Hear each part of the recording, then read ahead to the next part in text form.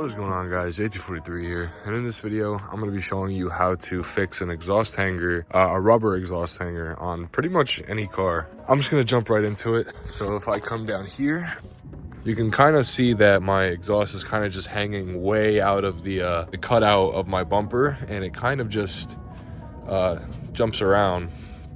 You know, if I go side to side, up and down, it's not really supposed to be doing that. But if we come under here, you can see that my exhaust hanger, the rubber hanger, just completely snapped off. I'm assuming what happened is, so the most common way that this happens is either through old age and or if you accidentally back your exhaust into something. So I think how mine broke off is I hit a curb backing up by accident, and somehow it just kind of snapped. It is really cold out here. This just being kind of frozen up, and then me smacking it against the curb, I think that's why it decided to break. But it's a clean break too, like you can see up here, that shit broke pretty clean.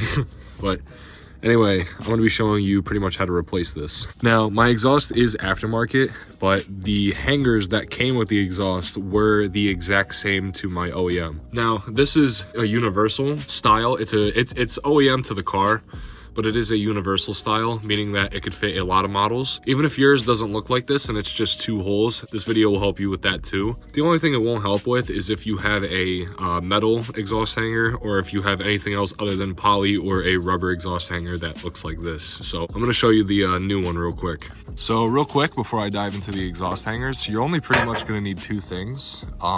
You're gonna need a can of WD-40. This will help remove the old broken exhaust hanger and put the new ones on. Now, this is a quick little voiceover. The initial method that I was going to use was I was going to use channel locks to get a good lock on the exhaust hanger itself, and with a WD-40, I was gonna try and get a good grip on it and just try and slide it off of the stud. Later in the video, you'll find out that that was not working. So I had to grab some cutters. I recommend using either wire cutters, or I recommend using branch cutters, something small. You can't use scissors. Scissors won't cut through it unless it's a very strong pair of scissors. That's why I recommend wire cutters, lawn clippers, anything like that.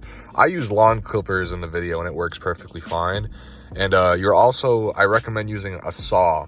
It makes sawing it very, very easy. So to summarize that down, you're gonna need some sort of cutters to actually do this, and you're gonna need some sort of saw. But let's get into these exhaust hangers real quick. So I got these on Amazon for really cheap. I think they were like 12 bucks. I'll leave a link in the description down below for these. Like I said, underneath the car, these are a universal fit. So the only thing you have to worry about is the hole diameter. So it came in a pack of 4. And so this is kind of what they look like. You have the main hole, which would go on top, or however your exhaust is set up. But the top of the hanger would go into this hole right here. And then you have 3 different, pretty much how far up you want your exhaust or how far down. When I am installing it, I'll show you exactly what I mean. If you're not sure or don't really know what to choose, you can always go with the middle option just to play it safe. But yeah, there's not much to it. It's just the exhaust hanger. Yeah, let's go put this thing on.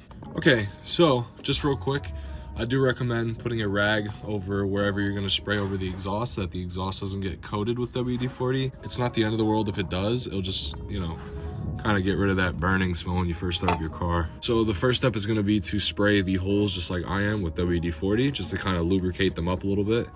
You don't have to spray a crazy amount, but it'll just make taking it off a lot easier. I'm just gonna grab my channel locks and try and just take this exhaust hanger off.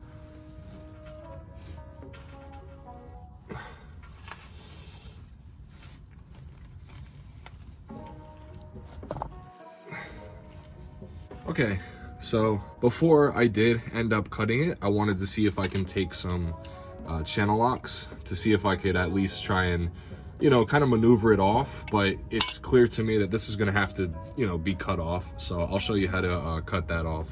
Here are those cutters that I showed before, and I'm simply just going to try and cut away at the exhaust hanger. So I'll try and go from here actually. Oops. I thought I can just kind of cut my way to the center, kind of like cut my way to the center. But after fighting it for a little bit, I did realize that I am gonna have to use this saw.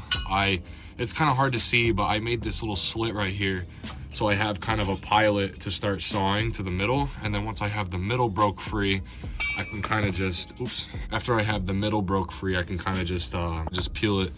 I can peel it off of this metal stud.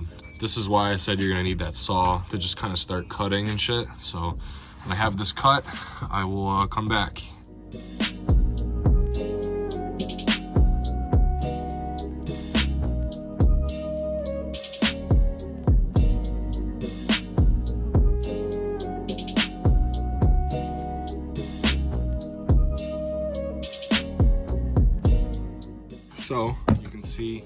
So you can see I use the saw and I pretty much cut straight into the middle hole here. I would be advised to just wear gloves and to just make sure you don't cut yourself. That's pretty obvious. The only downside to it is it leaves these little shavings, so I'll have to wipe that out after. But it is kind of disconnected, so I should be able to just kind of take it off now, just like that. And now the old broken one is off. I'm sure there are other, I guess, 5-minute craft fucking ways to take this thing off, but for my situation and my circumstance, you know, this is my daily driver. I gotta get this thing back on the road. That worked just fine. I'm just gonna go ahead and wipe all this poly off.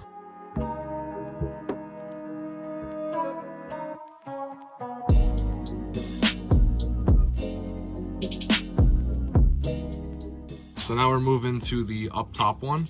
I think I'm just gonna kind of do the same thing here, or I don't actually think I do, because yeah, so it made a clean break right at the hole, so I can kind of just pop this guy off. But if you had to do the same thing on the top, you would just go ahead and do that, where you would cut with your cutters and then start sawing with whatever saw you use. So the first thing you want to notice is the top and the bottom. So this is the top stud.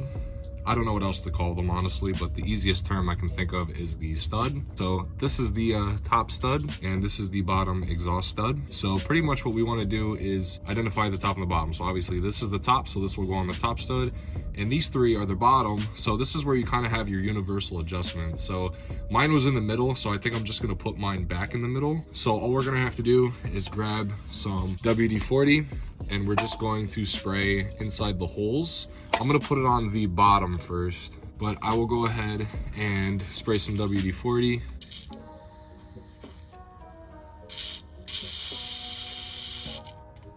And then I will put my rag down on the actual exhaust so I don't get WD-40 on the exhaust. And I will spray the actual stud itself, just a little bit, just a tiny bit. You don't have to go crazy, but just to get it, just to give it some kind of lubrication. I will put the exhaust hanger on. So I'll kind of just use my force to slip it on. Kind of like that. The lubrication definitely helps it out. Don't underestimate the lubrication. So I'll literally just give it a couple, just like that. Once again, I'll cover my exhaust so it doesn't drip onto my exhaust, but that doesn't really matter. And then I will spray the top of this exhaust hanger just a little bit, just like that. So now what I'll do is I have to lift the exhaust and line it up at the hole at the same time, kind of like that. So once I have everything lined up, I'll hold it up and I will push the exhaust hanger in.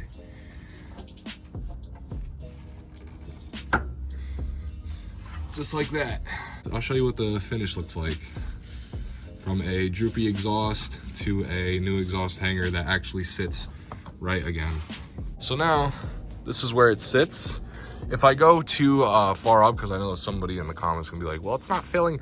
It can't go all the way up, otherwise it'll start to burn the tip of my outline here. So that's why you need to have good space. But before, it was all the way down here, and now it's sitting right where it needs to be. I'll show you when I get up here. So you can see now it's sitting right where it needs to be. And now with the new exhaust hanger holding the exhaust in place, it's time to go on a road test. You don't usually have to. If you made sure that everything's secure and it's on, it should not go anywhere. But I would kind of get in the habit of road testing your cars whenever you're doing something like this, or, you know, just road testing it, making sure everything's all right.